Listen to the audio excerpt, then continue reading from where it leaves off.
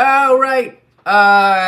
We're working with a 7 words are hard. 7 second delay. So hopefully I see it. Oh, we're live.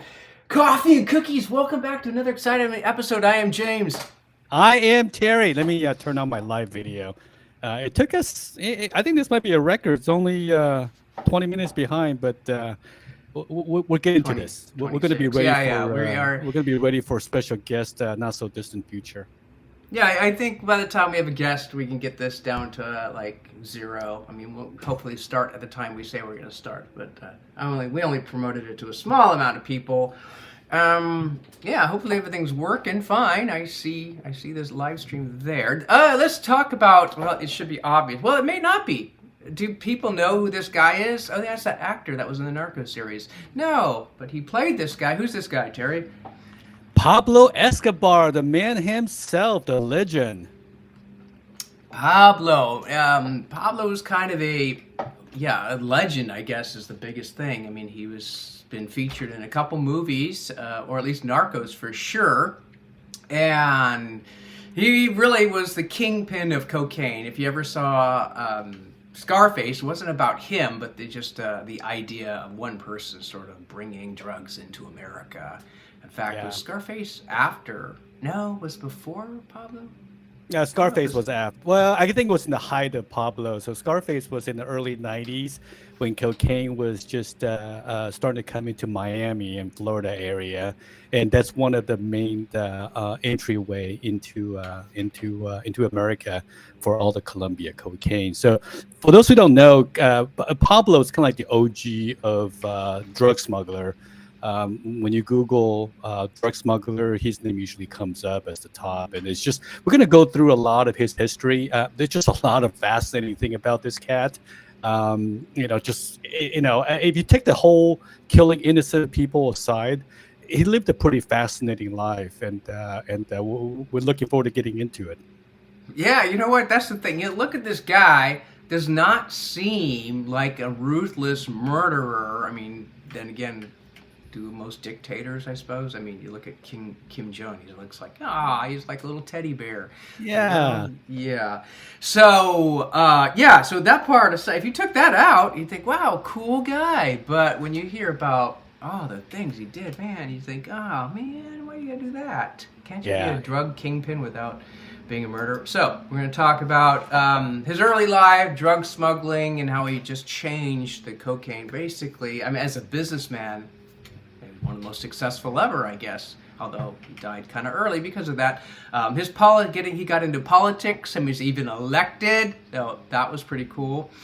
As a narco-terrorist, did some really bad things, which kind of led to his prison, and then his downfall, and then his legacy. So what people think of today. Again, now my source comes from watching Narcos, of course, but I started with the Pablo Escobar book, Killing Pablo Escobar by Mark Bowden, and I think it was released in 2000 or 2001. I read it in 2002, and my mind was like, whoa, holy cow. And if you watch Narcos, they stay pretty close to a lot of the stuff. I mean, they change it. It's kind of part fiction, but we got a comment. Woohoo, our first comment. All right, what's the comment? Pretty soon, a year or two from now, we're going to have thousands, and we're going to be able to look at them during the video. But right now, it's not thousands, it's one, not thousand. We can still interact with our fans. We do. We address it every comment. Love the jungle imagery. Yeah. So, and hopefully we're going to get the University of Portland on here too, because those are big. We love those big fans. Those big fans. Big fans. Yeah. The first time I heard about Pablo Escobar, actually, you recommended the book, and I read the book also. And it's one of those like fiction is like the true story. Truth is. It's wilder than a fiction. Reading the book was just like, wow, this guy lived it was a crazy time, and this guy lived a crazy life. Yeah, I mean, there's a series out right now that also about cocaine quarterback. A little misleading because the quarterback part had almost nothing to do with the show. He wasn't even a quarterback. It's like, but the idea, like, yeah, well, a double meaning because he was in charge of the game. It's like, yeah, but it's not a double meaning. He was never a quarterback. Anyway, they have scenes where he's like, he has no place to put the money. It's like his whole apartment's filling up, and he's stuffing even his microwave with money, and it's just like, and so Pablo, same issue. He was burying the money in like his garage and in couches, and they still to this day, I guess it will still. Luckily, it's like a treasure hunt. You like find money buried in places or whatever randomly. It's like that'd be a good place to go on a scavenger hunt. So yeah, well, you read about. I mean, this part of the legacy, and we'll get into it in a minute. There were some crazy stats about how much money he had, and by money, most of it was in cash, right? So rumor has it that he has his annual was a monthly budget for rubber bands to hold the cash together was $2,000 USD. That's just for the rubber band to hold the cash together. And it's also because everything was in cash, he had a 10% allowance for, rats eating it, money, water destroying it. So it counts for like billions of dollars on just money getting lost. It was crazy stats. Now you also get into, and it's not a problem so much when you live in Colombia, but if you're here, the situations you would get into for underworld and criminals is you have to get into laundering because all of a sudden here, so I don't know, I've never actually been dinged, but when you put $10,000, I put $10,000 in the bank all the time. When you put $10,000 in the bank, it's like, oh, it triggers something. It's like, I guess, but I mean, sometimes your paycheck is that, so it's like, how often? I've never actually had a bank question. It's like, why did you put such a large sum in the bank? So I don't know, but it is a problem when you have huge sums in IRS. Remember, speaking of kingpins, that's kind of how they finally got Scarface, Al Capone. It's like he was cheating on taxes. So just kind of crazy that you do have a problem when you have a lot of cash. You have to be able to launder it. So they start businesses like strip clubs and I guess car washes is actually a real thing, but places where. Or casinos, another great place. Anyway, talking about that whole era, like how did Pablo, come into fame? So, the early 20th century, we had cocaine. It's legal. It's mainstream everywhere. I don't know about everywhere, but yeah, it was sold in products. Supposedly, maybe Coca-Cola had it. That's maybe rumor. Who knows? It wouldn't surprise me if it was like in other places. Why not put it in a soft drink? You don't have to load it up, but maybe a tiny bit. And then we kind of got a little bit of change. The government says, this isn't working out so well. So 1914 to 40s, it drops because of the 1914 Harrison Narcotics Act. So now all the good stuff is illegal. I mean, everything is kind of taken off the board. You can't have fun anymore. Yeah, and that's before, I think, Prohibition was like 1920, so we don't even have booze, but, 6 years later, suddenly, no, let's put booze. Like, well, we have nothing left. And then... no fun! Yeah, the 50s to 70s, it's still a rare elite. Remember, this is stuff like only Marilyn Monroe-type people have. Entertainers, musicians, wealthy people... Nothing from Colombia, but we got Bolivia and Peru. And I think it might have been Bolivia where the government, it's not covered up. Maybe the Narcos cover it, where the government just kind of said, we're stopping it here. And the military went on and kind of like what they do in, what's the company, Ecuador? Or that's the country now that they're just putting everyone in prison. El Salvador. Yeah. Everyone's just going to prison, that even if they think you're involved. So, I mean, it can work. You lose human rights, but it can work. And then we got the discos. Everyone's seen that. Everyone on cocaine. That's why everyone's so thin in that time period. That was a good time. Yeah. Good times. But then all of a sudden, we've got the Medellin cartel and Pablo. And, it kind of organizes it all. So Colombian comes big. And that's what kind of led to Pablo Escobar's rise to infamy. Yeah, so Pablo, he's drug trafficking. I mean, before him, there were drug smugglers, but they were all like just small time, a van run, a car run, and stuff like that. But Pablo, industrialized it and scaled it to a magnitude never seen before. I think at the peak of his power, something like 80%, he controlled 80% of the cocaine coming to the United States. So, for every 4 ounces that you buy, I guess 3 ounces will be coming from Pablo Escobar. So that's why he is so famous. So let's get into his life, James. So let's talk about his early life. He was born in 1949, and we'll talk about this. He died in 1993. What was it like growing up for him, James? Uh, Interesting lives. Son to a farmer and a teacher, and it was kind of a brutal time, tough for the country. But at an early age, he kind of got into doing some not so nice things. Part of it's survival, but he kind of saw the shortcuts. One of his early things with his buddies is to go steal tombstones. The grave tombstones, steal them, sand them down, and sell them as new. Now, it's one thing to steal a car and chop it up or do things, but a tombstone, like people's graves, and that is just, I don't know. That just seems wrong, doesn't it? Yeah, I just think, man, it's like, out of all things, a tombstone. Yeah, but he got into anything he could, like contraband cigarettes, fake diplomas, fake lottery tickets, whatever he could to make money. So, a lot of ways, he's sort of like... the Wolf of Wall Street guy. I forgot his name.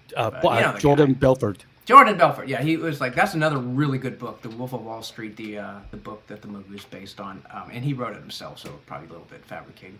But very industrial. At a young age, they started figuring out ways to make money. Yeah. So, he started his own gang. I mean, when he was growing up, it was just not a very pleasant time in Colombia. It was going through a civil war. There was a divide between the liberals and the conservatives. And during that time, the Civil War, I think 200,000 lives were lost. And Pablo grew up in an environment where, he would just walk out and people would just be hung from trees and light poles and stuff like that. So that kind of give him an early look into the value. People believe that that's a like an early start to his brutality, because that's what he grew up with, right, during the Civil War. And later on in life, as he was managing his cocaine business, he applied many of the same tactics that he saw growing up. People talk about the Columbia necktie and the body vase. He saw all those as a 4 or 5, 6-year-old growing up in Colombia. So as a teenager, yeah, he was running gangs already, just small time stuff, throwing rocks at police. So he was industrial. He had much is written about his leadership skill. He just had a calm demeanor about him, so people would follow him. So his brother, and his cousin were kind of like the leader of the gang. And then so that's his early life, and then he got into drug smuggling. So what next? Yeah, there's a pattern that you'll see in most of it. El Chapo, Pablo, and a lot of the others, that they work themselves up through the ranks. So they kind of start, and like even Scarface, you kind of see that. Really, almost always, they kind of involved in the business, and they just kind of keep getting promoted. It's like the military in a lot of ways. You just kind of start out as a private, and you work your way up to general. So that was kind of him, working for other ones, small time. It kind of changed afterwards, because when he built the empire, then the whole business model kind of changed. But back then, he was still trying to make a buck. So he worked his way up. And it's interesting because you learn the business, and you learn how things are done and what you need to do. You learn how to be a leader, to control people, to make them fear you. A lot of Machiavellian techniques there. It's just funny because I see, now some personal things. Seattle just elected a new mayor, and it's like, how have you been mayor of a city before? No. Any city? How do you go from no city to one of the biggest cities in America? I'm like, well, how do you go to being president if you haven't had experience as a politician? But I don't know. It's just, to me, it's like, this is kind of how way things should be done. You should have experience if you're going to run, a cartel operation. But that's just my 2 cents there. Yeah, so he started working his way up.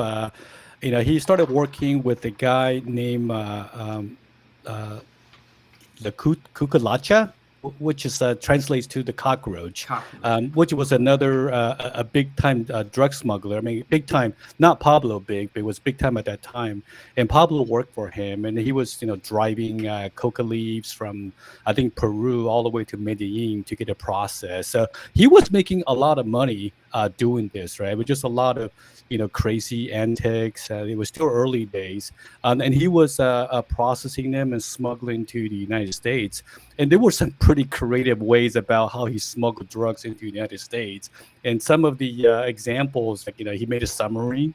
The rumor has it that he and his buddies were sitting around watching Spy Who Loves Me, and it's that famous scene where the DeLorean turns into a submarine, and they sit around probably high on marijuana, and they thought to one another, it's like, hey, we can make one of those and start sneaking drugs into the United States.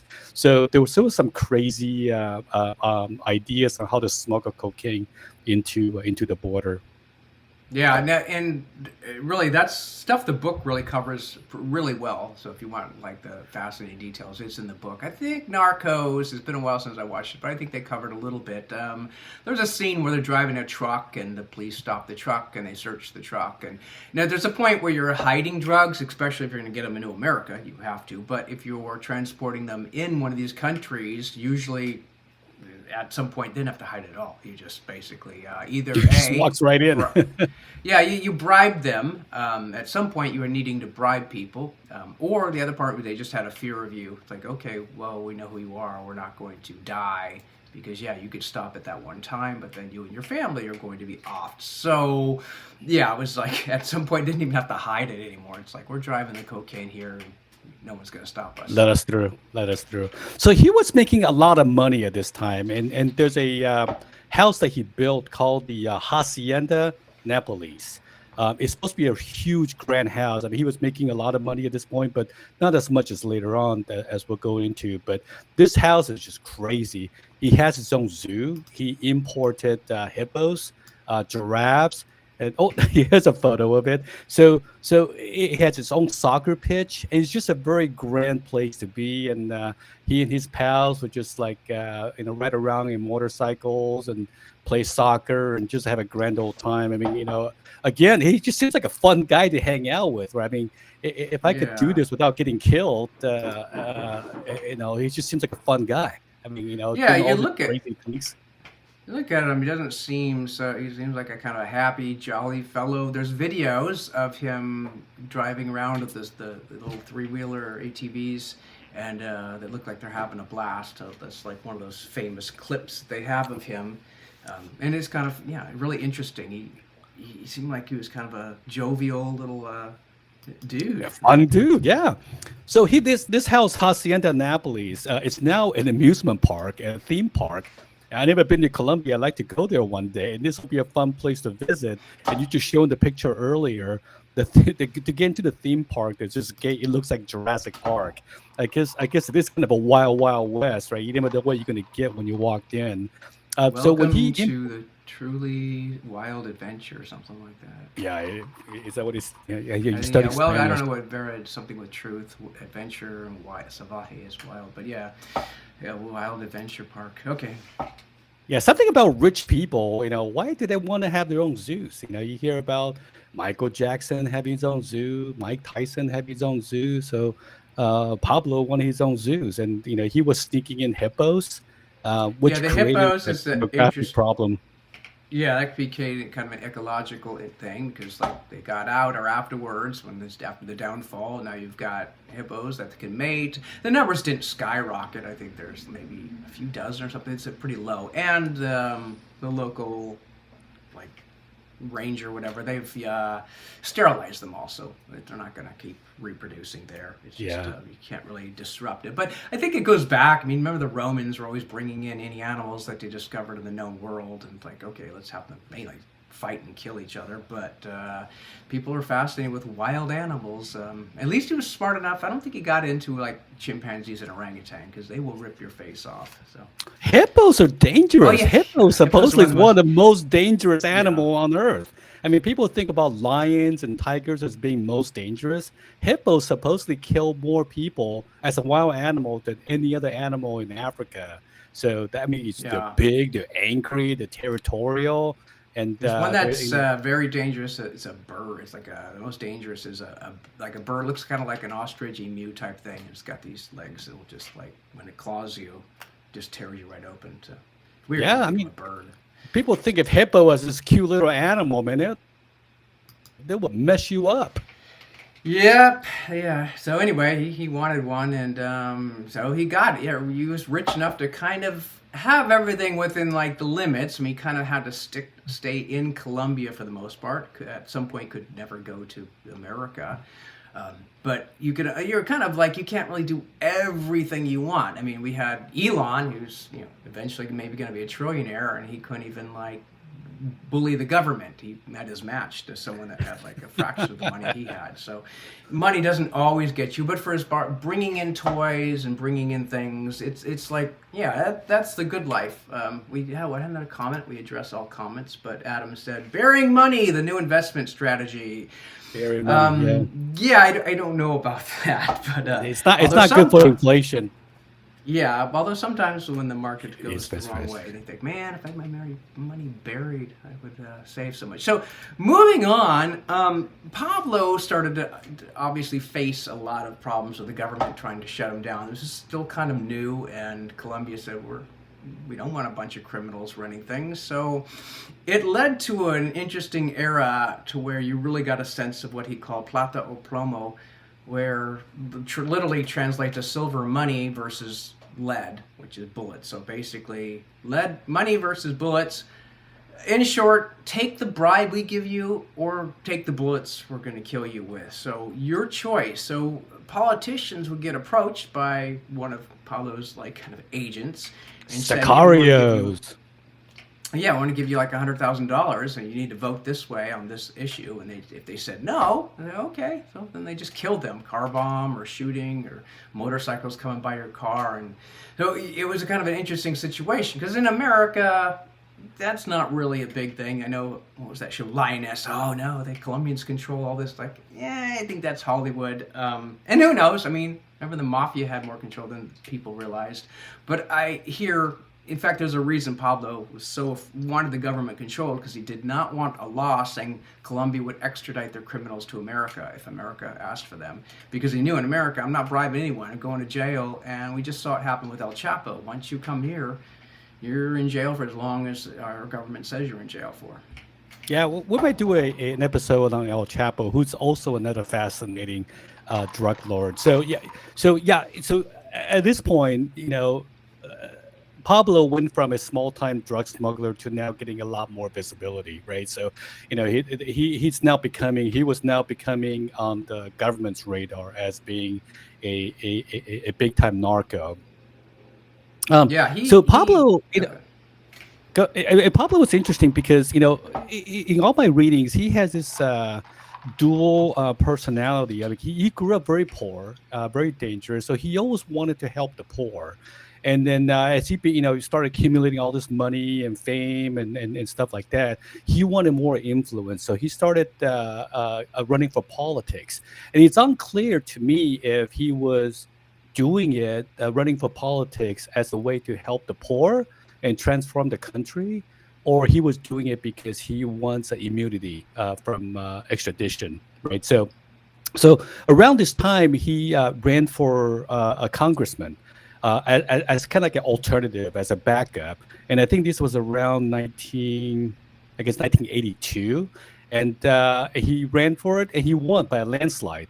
And there were rumors about him, talking to the poor. He will always show up at the poorest country dressing in common man clothes, right? T-shirt, jeans, and tennis shoes. He wore this like well-known tennis shoes. People probably trying to emulate it. And he would talk to the poor people, and he would ask his associates to hand out money at this rally. So people would show up and try to line up in the front so they can receive some of the money at the end. So when it came time to actually when the election actually came, he won by a landslide. So he became a congressman and was heading off to not Medellin anymore, but he's now going to Bogota. Which is kind of like a next chapter of his life. So what do you know about his political career, James? Well, yeah, his techniques, and we can't say like why exactly, and it can be both. You could want to help people, and also good for your image. It comes up in different things. When people feel they can relate to, you're one of us. It's great for politics, but when you go by, local neighborhood and said, I'm going to build you guys a soccer field. I mean, this is one of the ways you can use your money to your advantage. Spend it, give it to other people, give it away, spend it on people, build them a soccer field, donate to the local church, or just give out money directly. I mean, he had a lot of ways. He was very smart about that, and it's like you got more money than you ever, know what to do with it. It's come up in the news where you've got Billie Eilish now like badgering Musk, like, you need to give away more of your money. It's like, it's kind of like the Ricky Gervais. Like, none of you guys should be talking about stuff you can't relate to, common people. You're not. So it's just ironic. Like, anyway, but yeah, he was doing a lot of stuff like that. It worked really well. So you have a lot of people, even to this day, they say, well, I know he did some bad things, but he was kind of a hero too. And like, yeah, but when you hear about the bad things were really bad, you kind of like start to think, not a hero, not like someone that should be celebrated. Well, at this time, he was still being, people love him, especially people on Medellin area. The public still love him, and so and this is a common theme between Pablo and El Chapo. They were doing good for the commoners, right? So either through some grand strategy or just circumstances, they were able to evade the law because people would just tell the police like, no, he's not here. So people did love him at this time. So as he was going to Bogota as a congressman, he was getting a lot of visibility at this point, and he had an opposition in the name of Laura, who's a politician.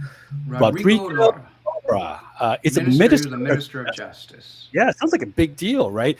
So this guy had was out to get Pablo, right? So the photo that we showed earlier was the first time that Laura shared this photo and published it in all the newspapers, saying this congressman's corrupt. He's a drug lord. Here's a mug shot of him from 5 years earlier, and they in some way just exposed Pablo.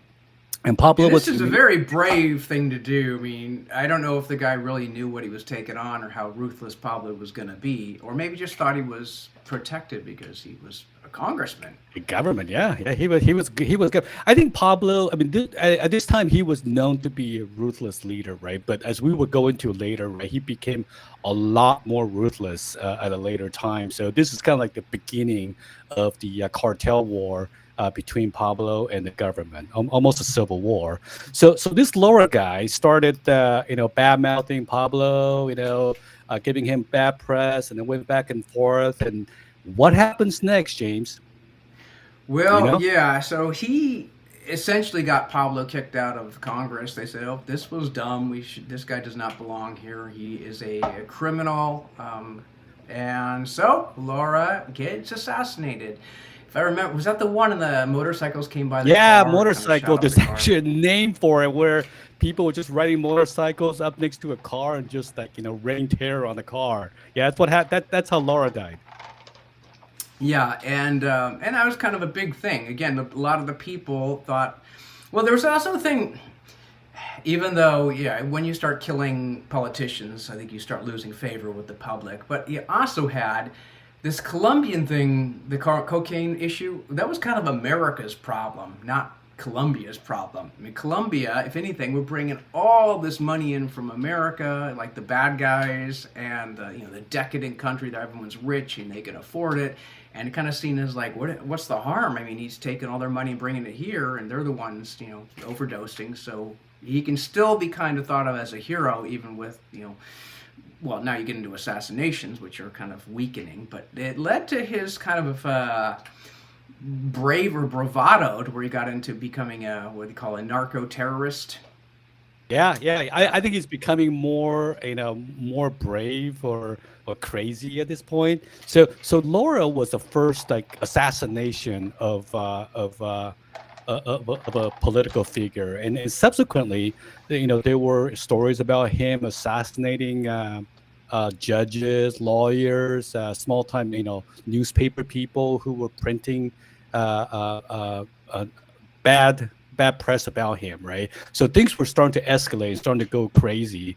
And at around the same time, there's the extradition to the United States was becoming a big deal, right? So the politically in Colombia, there was this, do we allow American to muddle in our politics in our country by allowing extradition, or do we keep our criminals in Colombia? And clearly, Pablo wanted to keep the criminals within Colombia. Doesn't want Americans to get involved, right? One, you don't want to go to American prison because you. But I think there's also this pride of we're Colombians. We don't want another country muddling our business. So this becomes a big deal between Pablo and the Colombia government. So the next one is that there's this thing called M19 that Pablo hired to siege the Palace of Justice, and it started. And the M19 is a guerrilla fighting group. It's a communist, so this is when CIA started to get involved because oh my God, communists is taking over Colombia, and the U.S. government is like wanted to get more involved. But in this siege, although it seemed like a terrorist act, the main purpose was for this group to burn down all the artifacts showing that Pablo it's a criminal, right? All the paperwork involved. So they went into this building, held a bunch of hostages, but the primary objective was to pour gasoline in this one room that held all the evidence against Pablo and set it on fire, right? So Pablo was pretty happy. Now there's no evidence, no tangible evidence that could put him away. Yeah, before the era of the internet and having everything copied or digital, where they could be in many different backup locations. Yeah, it was. He got bolder and bolder, and to prevent the extradition thing, he just bombed more people or bribed. Again, bribing is usually the best way to go for them because no one dies. It's not in the news. Dealing with the media was another big chapter in his life. Did he date a reporter or something? No, he did not. Well, the TV show has him dating a reporter, but I don't think that's. I think that's a fictional character. Okay. There was no evidence of dating a reporter. I think it was just like someone to move the narrative forward. So I don't think he was dating a reporter, but the bombing was the narco terrorism was starting to escalate because of the tension between Pablo and the government, right? So now the crap is really hitting the fan. There was a story about how at this time, so Pablo has one enemy, which is the government, right? And that there's another front that's opening up, which is a rival cartel. So there's a story about he and his family being at home and a bomb went off, right? And they go, oh my God, it's a new way of affecting my family. So he wanted to retaliate, and so he found a bomb maker in Colombia that's supposed to be really good at what he did. So during the interview, Pablo's like, hey, so what have you done recently for in making a bomb? And the bomb maker was telling Pablo, they're like, oh yeah, just a couple months ago, I made a bomb for this one rival cartel. I don't know what he did with it, but I made it for him. It turns out that bomb was being used earlier outside of Pablo's home. And instead of killing him, Pablo said, hey, I want you to teach my guys on how to make bombs, right? So that opened up a new front for bombing terrorism. So it was just held on earth for the next couple of years. And Pablo was just going crazy, bombing everything he can. And this is all in an effort to kind of bend the government's will to his needs, which is all around extradition. So the next person, Luis Carlos Galan. I mean, right now, the people of Colombia were not, they didn't think of him as a Robin Hood, but they didn't vilify him either. So he was kind of a 50-50, right, depending on who you talk to. But there's a presidential candidate, Luis Carlos Galan, who was loved by the government, by the Colombia people. And do you know what happened with this guy? Yeah, there was another assassinated. Was that the one killed during a rally? And Yep. this guy, I think, is featured in the series. Yes. Yep. Just kind of a likable guy, and the public liked him, the government liked him, and this is sort of one. This isn't the big event that really triggered his downfall, but this definitely did not help public support, no matter how many churches he built for them. Yeah, so so this guy was a presidential candidate. He was very public about his support for extradition, right? So that means that, like, hey, if this guy gets elected, Pablo's now facing jail time in America. So what does Pablo do? During one of the rallies, Pablo sent a one of his Sicario and just gunned him down in the rally, and the guy died, like, within 5 minutes. And there's some videos of. If this guy getting carried, dragged into his car, but he died shortly after. So when this happened, it really turned the public against Pablo, right? So now Pablo, the public's no longer protecting Pablo, and he's really now on the run, and no one would shelter him, no one would hide him. So this was like the early turning point of his downfall. But there's a guy after Luis Carlos Gallant. Well, that's the final one that leads to the down. Was the prison after the plane? Oh, after the plane. Yeah. The prison was after the plane. It's after the plane. The timing. I had to do some research on the timing, Okay. but all this was just like narco terror against Colombia. So all these crazy things happened before the Al Cathedral, which we'll talk about. Okay, so but yeah, because that's kind of lead. Once we get into the downfall, everything is going to go the opposite. To go back a little, Pablo was married, family man. He had children, still alive today. Wife, I think, was still alive, which you kind of think, how come the cartels didn't? And there was reasons for that. But he got married. He, age gap. I mean, she was 15, so a bit young. She was 16 when they got married, but he was pursuing her since she was 13. Now, I didn't know that. I thought it was 15. Yeah, But he was pursuing her when she was 13. So it took him 3 I don't know years what the to parents, get her to marry him. Yeah, what the parents thought of it. They must have really liked her. I mean, he did, but he never divorced. She stuck with him. Make Stockholm Syndrome, I don't know, or just didn't believe all the news. But it was just interesting because there was one attempt, I believe, on the family, but you would kind of think, why don't rivals go after? I mean, it kind of in the mafia, you kind of got, there's this code, like this, whatever, although it's broken all the time, even back in Italy, there's some horrific things that happen to people, like with their kids and stuff. But I mean, that one attempt for sure, but overall, you were kind of surprised, like, as ruthless these people are, there weren't more family members, or at least his family was safe. He did try to fly her to, I think it's in this series, he tried to fly her to Germany or something. Yeah, and that was when much they got later. there, they said, nope, we can't have you here. Your husband's a criminal, so they had to fly all the way back. Like, oops. But she lived, so. Yeah, she lived.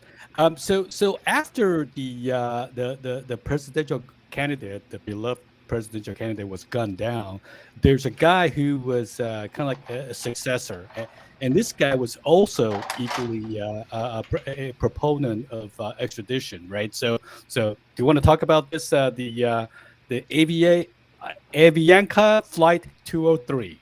Yeah, so this was definitely the biggest mistake he made. Cesar Gaviria? Yeah, he's the successor. He's the guy who would now run for president.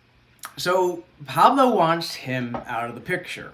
And normally, you do his normal things. And he just thought, well, let's do it with a bomb on a plane. It's like you get rid of, a car bomb, you usually take out the one person, maybe a driver or whatever. Or, you see in Scarface where they wouldn't because the kids had got in the car and it was like the code of honor. But with this, he just kind of said, F it. Take out the entire plane. The plane had 103, 102 other people on the plane. You got the captain, the people working, the crew, all the innocent passengers.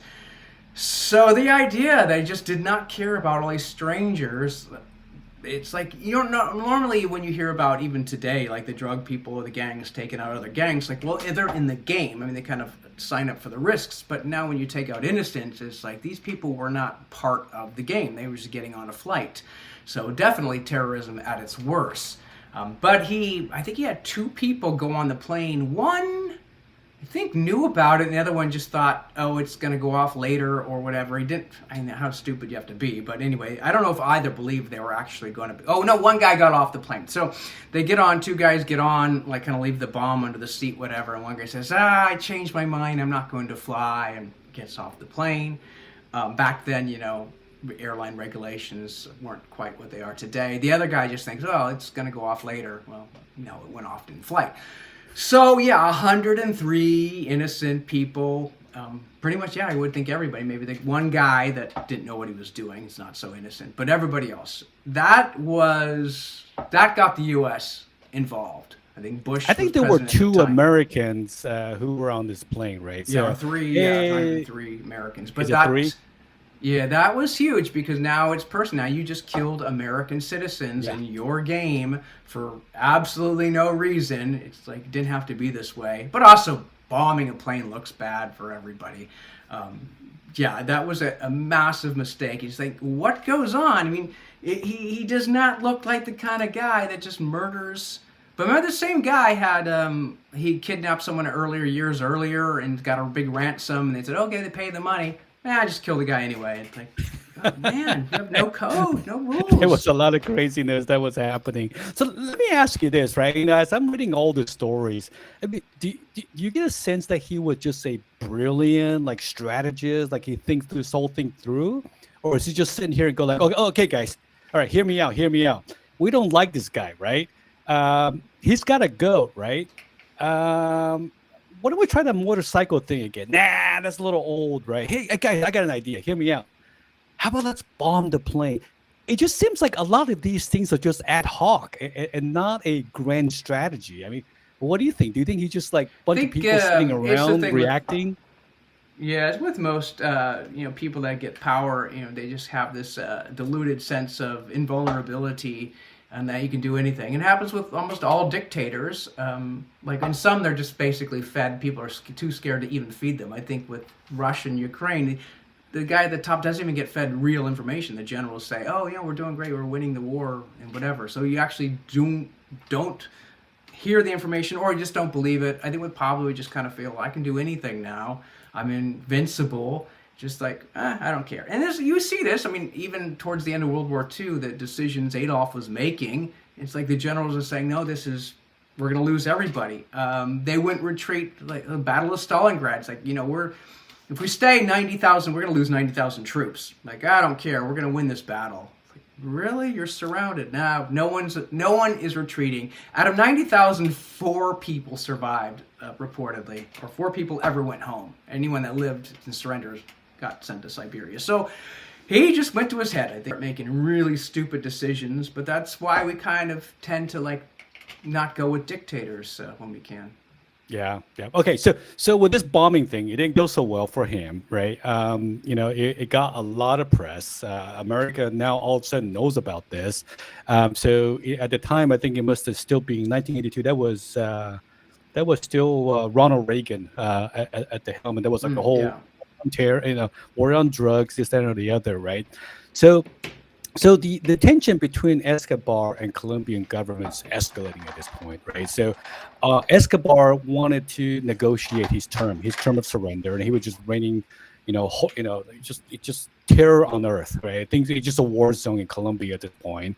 The Colombian president did not want to concede to Pablo because if he did, so this guy who was supposed to get killed, so Pablo was trying to kill this guy. Oh yeah, he didn't even kill the guy that he was He the didn't kill the target. guy, right? He didn't get on the plane. Yeah, he didn't get on the plane, so all these people died for no reason. So Gaviria became the president, and he vowed to catch Pablo and send him to president, this, that, or the other, right? But there was a lot of pressure on the president to stop the terror in Colombia as a whole, right? So there's this rising tension.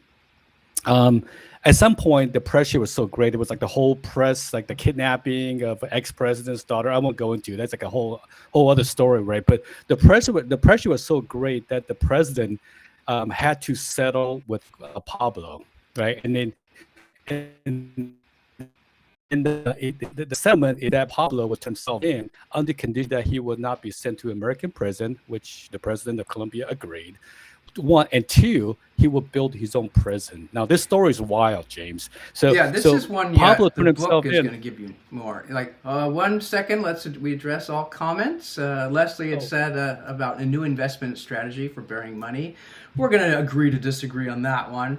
But our number one fan, Adam, said hippos are death machines, adorable, savage death machines. And that's funny because you think, I wonder if Pablo ever used hippos as a execution strategy. Go in this canoe, paddle across the river. Yes, and that could Across be some the interesting river. games. Yeah, survive from deadly animals, which I wouldn't be surprised if you had tigers eat people, whatever, like Roman. But he also, Adam mentioned, I imagine he had a healthy amount of cocaine in his system that fueled his decision, which, yeah, we didn't really address that, but these stupid decisions could have been during, I don't know how much cocaine he actually, I don't know how much He that's talked personally about. did not consume any cocaine. He did not. I don't think he drank, and I don't think he consumed cocaine. He was an avid pot user, so he used a lot of pot, but he did not use his own cocaine. Okay, That was the interesting fact about him. But this also could have affected decisions. So maybe it was, you're starting to become high most of the time and think, oh, dude, let's bomb the plane. Just bomb them, man. What do you think? That's cool, right? Let's do it. Yeah. Yeah. All right. All right. So, El Cathedral. El Cathedral, right? So things are actually pretty good. So although there was a escalating war going on, but Pablo was actually on the run, right? So he was like losing sleep. They would have to sleep in turns. He was fighting war on two fronts against the government, against the rival cartel. So things were not so nice for him. It wasn't very pleasant, right? So he struck this deal to turn himself in and build his own prison. He built this Alcatraz.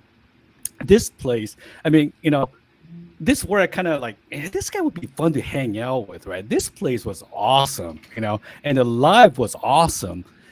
So he built this prison. It's hardly a prison. It's on the hill of El Medellin. It has its own. What are some of the steps that are there in this place, James? Yeah, so this was kind of like all the money he had. I mean, it's really, you consider it more of just a home. I mean, they call it the cathedral is what it's really labeled. But you've got all the money you want. The only restriction, you just have to stay there. So it's like house arrest, but before you go to house arrest, go ahead and build the house with your billions of dollars. So a football pitch, odd one, a giant doll house. Okay, for his daughter, when his daughter visits. Yeah, discotheque, so a bar, jacuzzi, waterfall. It's like the Playboy Mansion. Now, some of the stuff in the book we're not even going to discuss because it's like, all right, that's not, man, okay. It's probably not appropriate. But, yeah, let's just say he had call girls whenever he wanted and how many he wanted. So there were really the only restriction is you just can't leave. You got to stay in the house. That's not true. So I read someplace where he, after a while, so he was handpicking his own guards, right? So the famous story is that the first time he got off the helicopter from the government, and then all these guards, had the guns pointing at him because this guy's a very violent person. He's not coming to his prison, and they were pointing his gun at him when Pablo got off the helicopter.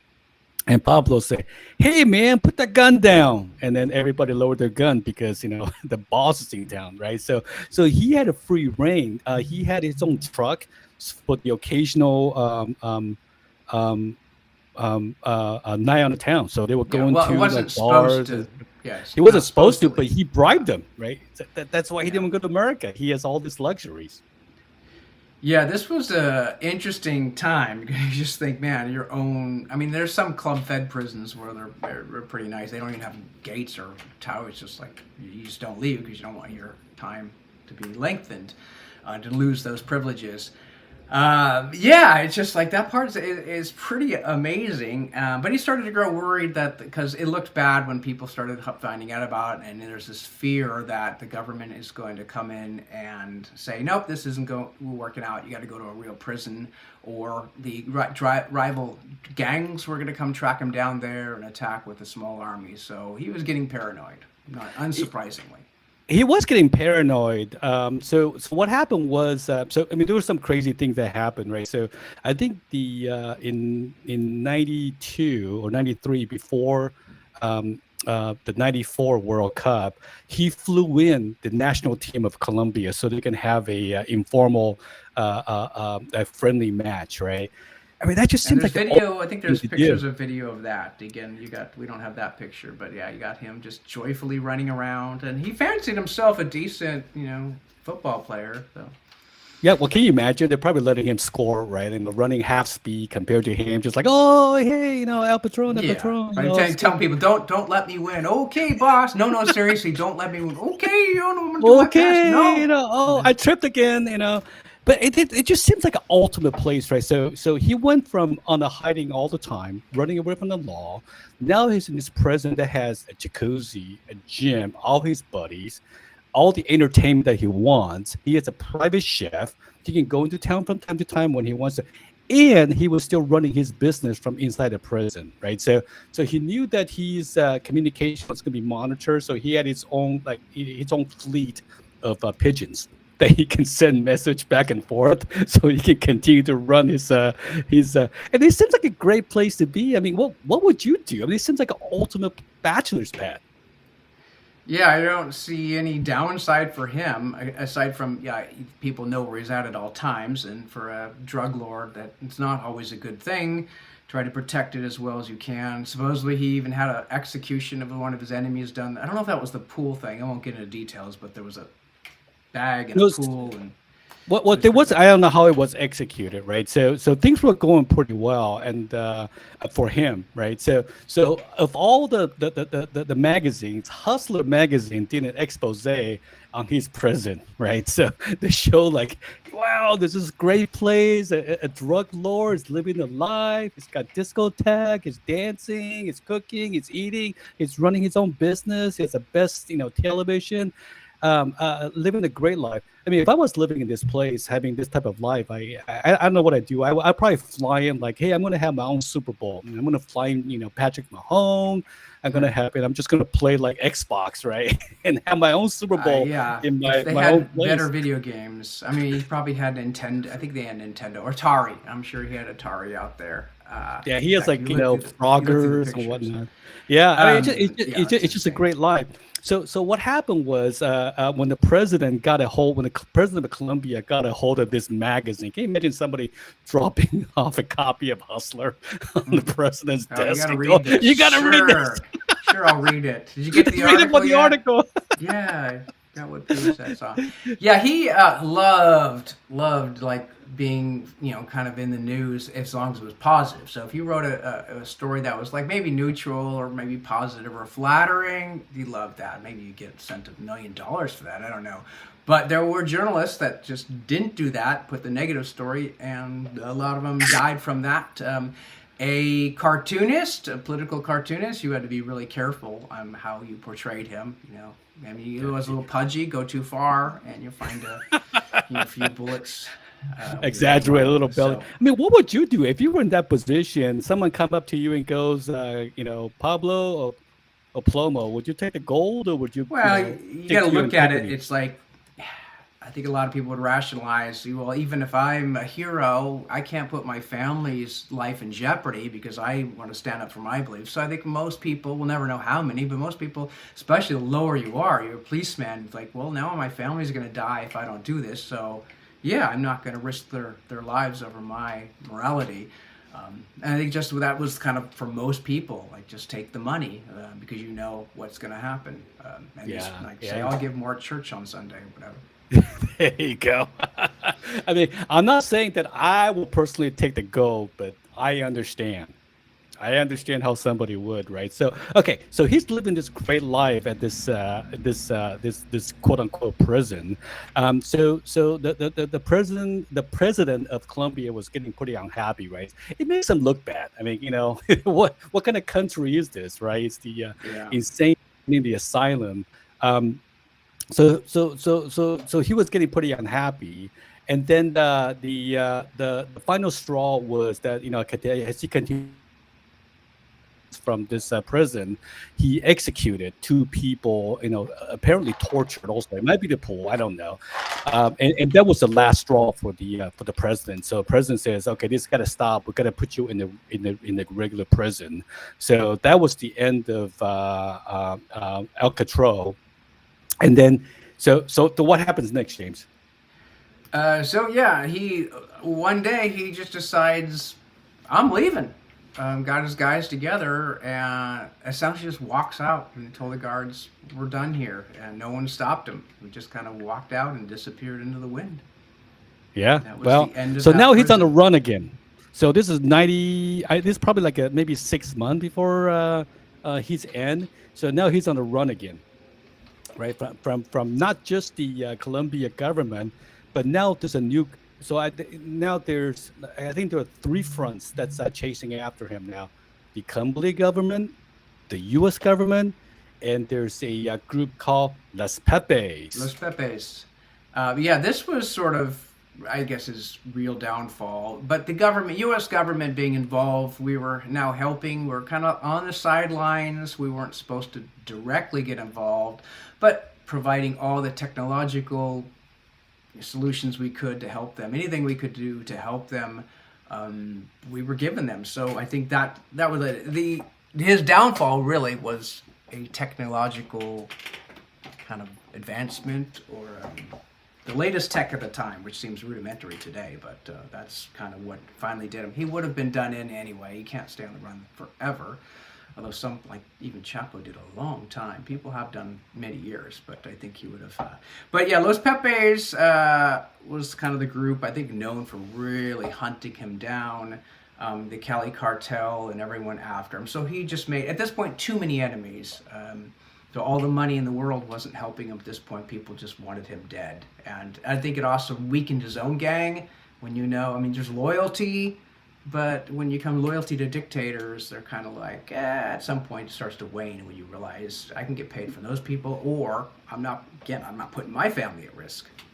Yeah. So Las Pepes, there's a lot of controversy around this, right? So Las Pepes was actually, rumor has it that it was, it was a kind of a friend of a friend, and like enemy, my enemy is my friend type of thing. So U.S. Was accused of funding Las Pepes, and so a big part of when Pablo was in power, he would you don't know who you can trust, like which police has been turned, which police is on his payroll, right? So you couldn't trust any of the policemen. So this group was formed, and you can trust them because these were people who were disgruntled of Pablo, right? People who Pablo has done wrong, either kill their family or do something wrong to this group of people. So it was a militia of people who had a distaste for Pablo, right? So, and the U.S. was funding them, giving them military equipment, giving them all this technology so they can trace his calls and whatnot. So that's what Los Pablos were not very nice people either. I mean, they were bombing and killing people randomly in an effort to find Pablo. But again, the enemy of my enemy is my friend. So the war continues. So then what happened, James? The Well, day that he at was some caught. point, yeah, at some point, he remember this is the time when cell phones are like you saw on the Wall Street. They're big, but they were starting to shrink down, get smaller, and people were using them. So his mistake was really the bombings and the plane. But what led to his final demise the day of, which I think is day before his 43rd birthday. He was born in A day after. December 2nd and died on the 3rd or one day Yep. around that. Yeah, using the phone, talking to maybe his a relative or something, His son. and the U.S. with the DEA or the DEA was helping them by triangulation. So you had cell phone towers in different locations, and based on which we use now, I mean Google Maps. It's like kind of how you avoid traffic jams. Using 3 or more towers, you can get a person's location by how long is the distance between the sound kind of coming like radar in a way. When it comes back, so between this tower and this tower, well, you got this, but when you have 3, you've really got persons. Even if you're down to 20 feet or 30 feet, you're close enough. You see the car. I think they see the car he was talking in or whatever. Or maybe they found the house. I'm not sure which And they one. found the house. They were able to get close, and what they found was it was like a whole who was leading the Las Papes, but it was somebody looking up and saw a beard person who was Pablo at the time and go, "That's him," and they went after him. So the technology got him close to within the block, but they still have to visually see him before they can start going after him. Yeah, they sent in a squad. I mean, the fear was he's going to go into. He was hard to catch him. I mean, he was hiding low key, probably using disguises. It was sort of like the Saddam Hussein type thing. But that day, that was enough. They found his location and the house, and we sent in, I think, some agents too. It was the Pepes, but we were kind of we were going to make sure the job was We were done. helping them. He was not going to be taken alive type thing. Yeah. I mean, they had he Yeah. also didn't want to be taken alive, but it was sort of like the Osama bin thing. It's like, yeah, you're not coming. There's not going to be a trial. Too much damage has been done, so they made sure that. And he probably knew that too. That's why he even fired back. Yeah. Led to the roof. He kind of climbed out. He's done a great job in the thing. There is a photo of the actual incident. I didn't bring the photo, but You can't find yeah. it? Well, I mean, I don't know if I want to show it. Yeah, it's a little violent. It's a photo of him on the ground. A bunch of people just like, yay, we got it's him. just sort of like, yay, dude! Like we celebrated, like won the Super Bowl Selfie. type football, yeah, or the Academy Awards group selfie. Yeah, so they got him. They made sure, and and if you look at the photo, everyone looks like, I don't know, 18 or 19. Dang, even the DEA agents, everyone looks so young in the photo.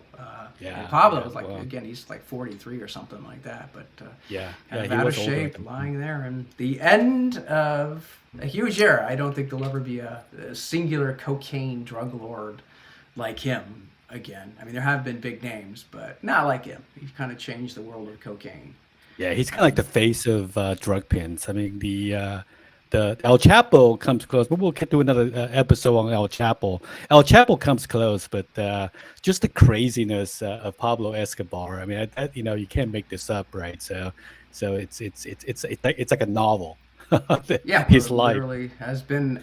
Yeah, that leads to, and the series on Netflix, Narcos, kind of covers it because the next 2 seasons they go into the power vacuum.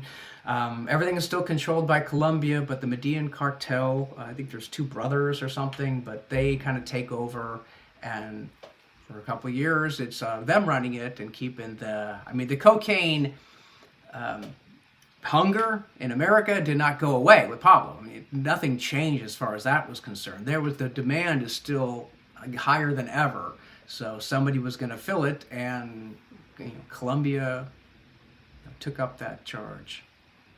Yeah, yeah. I mean, I was reading statistics about how much cocaine was consumed. I'm go, holy cow, man! For somebody who never tried cocaine before, I'm like, who's trying all this stuff? What am I missing out? I mean, I remember. I mean, even high school grad night. I mean, a couple of the somebody got students busted were for having arrested, cocaine at Disney. like at Disneyland, and that's how I learned about Disneyland jail. I didn't know Disneyland had a jail, but they take you underground and they put you in a thing. It's like, wow, did they still? I don't even know if they still graduated, but I imagine they probably did. They were kids. They did. But I didn't know who was like. I mean, our school had rich and poor students. So I guess it's the rich students. Where are they getting? I couldn't afford. I still can't afford cocaine now. It's not in my budget this month. It gets into the question, I mean, because nothing has really changed. The demand's still there. I mean, now marijuana is legal in a lot of states, not federally. But it kind of comes up. I mean, what do we legalize and what do we not? Because the type of thing, I think the legalization of marijuana definitely affects the cartels in other countries. Because you don't have the same market. People can grow their own in some states. Yeah. Now, I can't weigh, like, is that healthy or how unhealthy? I mean, any vice is kind of by nature unhealthy to some point, but we do have alcohol, which is probably one of the worst killers. And I'm not saying we should legalize cocaine, but I don't know. I mean, what can we do to take away the cartels or this thing? Because it's better than, obviously, fentanyl. Heroin, however, it's still a problematic drug and can be deadly, of course, if overdosed. And you've got the issue, cocaine. Like with some drugs, I don't know about marijuana. There's some that are harder to dilute, to cut when it's into cocaine. But you kind of, like, you've got this amount of marijuana or cocaine, and you say, well, if we mix in some flour, we're going to have double the amount. I double my profit, and no one knows the difference except it's weaker, but people that do it, I guess, expect it to be not 100% pure anyway. But then what happens when they cut it with fentanyl and all that stuff? Do you get into that kind of stuff? Marijuana, I don't know. I always heard about oregano or something like that, but I don't know if people dilute it the same way. Alcohol these days, I don't think anyone's diluting alcohol. I think it's pretty much the way. I mean, it's like if you're doing Miller or Coors, it's already 90% water. I mean, how much more can you possibly go?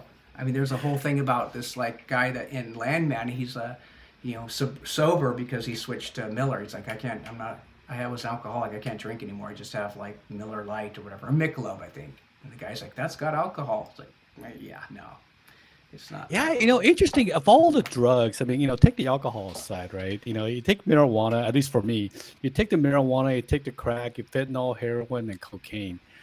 Something cool about cocaine. Again, I never tried it, right? So, but maybe it's being glamorized by Hollywood, but like you always picture like cocaine with like fancy cars, beautiful women, guys in fancy suits, and the Wall Street, and you got the mirror, and you got the razor blade, and you got the dollar bills or $100 bill if you're a baller, roll up in a little snorting straw. It's just much cooler, like fentanyl. Like I don't picture really beautiful people taking fentanyl. All right. Yeah, I don't think anyone takes that one on purpose. Yeah, the cocaine thing. I mean, I've seen people do it. Like, wow, I was like shocked the first time. Aren't you gonna die?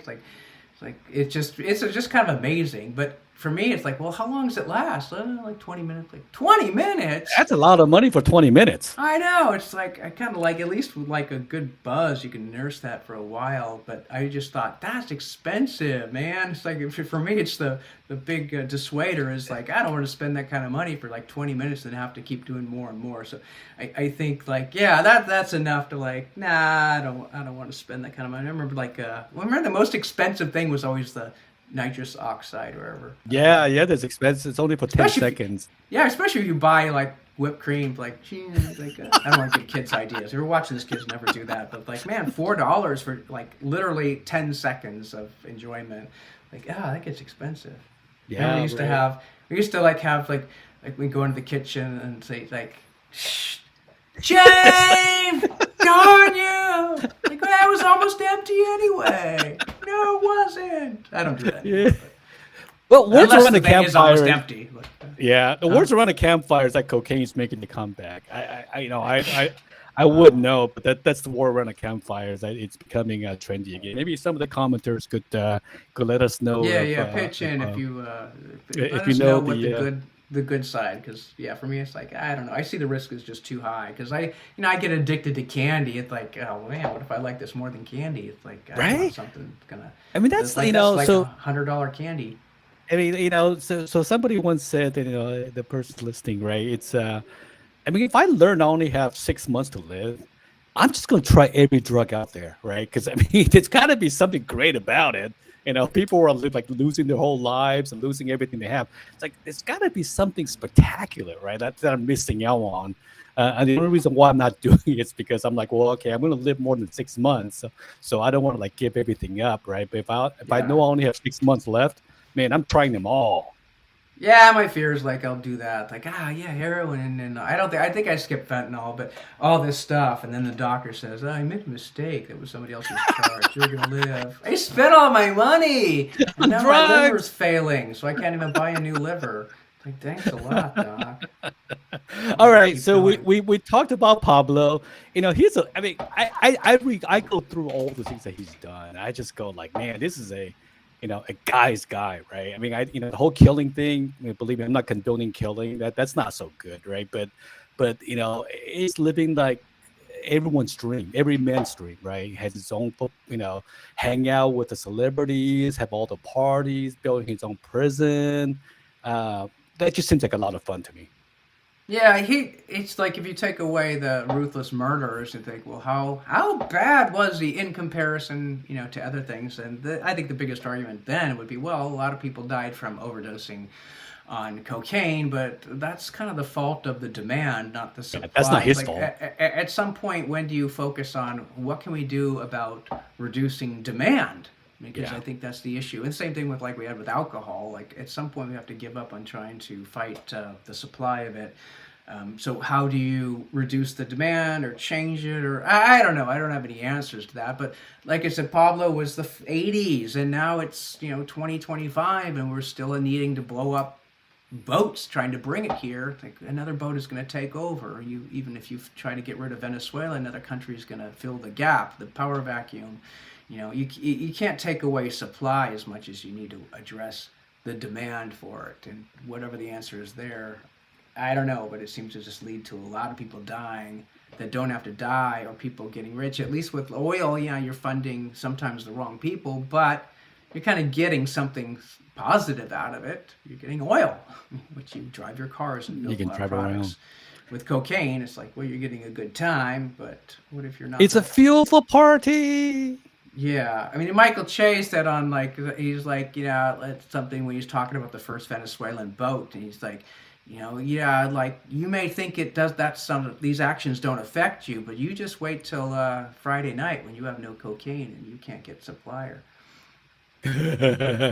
All right, so that's it for this episode. This was a fun one. Wait, when we have to adjust we have more comments. Hustler magazine was always known for its editorial content. I'm going to take your word for it.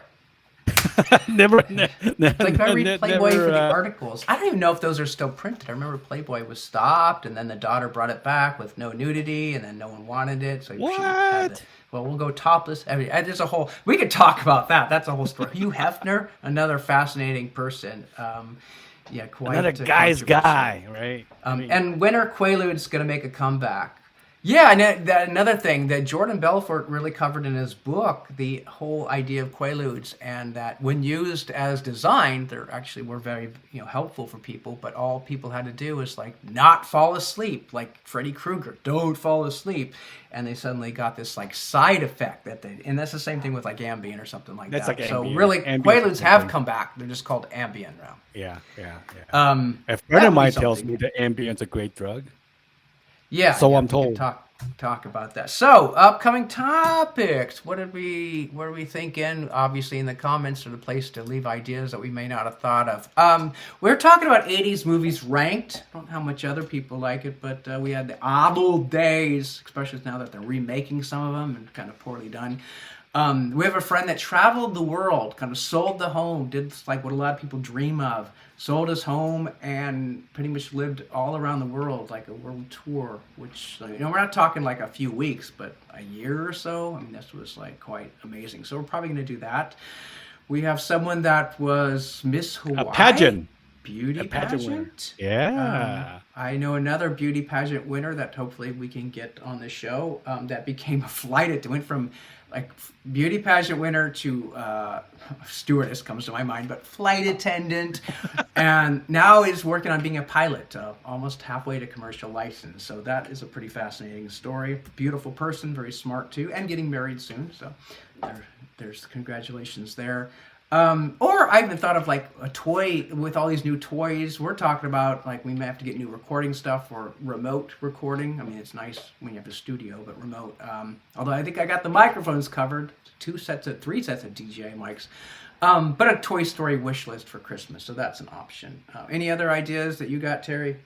Let's see. I think there's a request to talk about Studio 54. Which ties in with the cocaine, so maybe it's a very short episode. Well, we're not monetized yet, so we can talk about drugs. All the crazy freely. things. We can talk about all the. I mean, I think El Chapo will be an interesting one. It's in the same vein as Drug Cartel. It has its own. Very turbulent history. That's always kind of interesting. Yeah, I have this fascination with cartels. Escape, a secret. Oh yeah, it's like a movie. The toilet opens up, and that's amazing. I think we won't do that too soon because there's a lot of overlap. Drug cartel. Yeah, but down the line, that's an idea, and open for new suggestions from people. So this has been Pablo Escobar, and no disrespect to the cartels. I mean, all due respect, of course. Just for the record, I think cartels are pretty cool. I love to party with them, just minus the killing part. Not. Hey, I'm trying to get your stuff legalized would probably hurt. That'd be bad for them, right? I'm trying to build a demand for you. I think cartels are cool, and I'm fascinated with them. Just don't kill me, okay? Yeah. Okay. So watch, if you're interested more, watch Narcos season 1 and 2, or read the book. But that's it for now. Peace out. Peace out.